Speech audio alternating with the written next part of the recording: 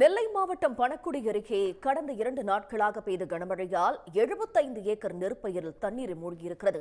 இது பற்றிய தகவல்களை தருவதற்காக செய்தியாளர் ஆனந்த் இணைகிறார். ஆனந்த், கனமழை காரணமாக சுமார் எவ்வளவு ஏக்கர் பரப்பளவிலான நெற்பயிர்கள் நீரில் மூழ்கியிருக்கிறது? விவசாயிகளுக்கு இதனால் எந்த அளவுக்கு பாதிப்பு ஏற்பட்டிருக்கிறது? விவரங்கள்.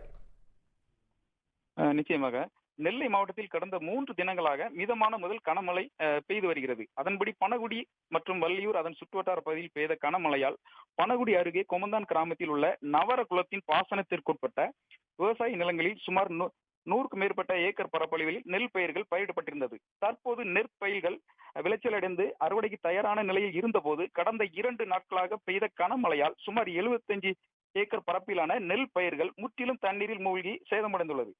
நெற்பயிர்கள் அறுவடைக்கு தயாரான நிலையில் மழை நீரால் சேதமடைந்துள்ளதால் விவசாயிகள் கவலை அடைந்துள்ளனர். சேதமடைந்த பயிர்களுக்கு அரசு உரிய நிவாரணம் வழங்க வேண்டும் என அப்பகுதி மக்கள் கோரிக்கை அரசுக்கு விடுத்துள்ளனர். தங்களுடைய விவரங்களுக்கு நன்றி.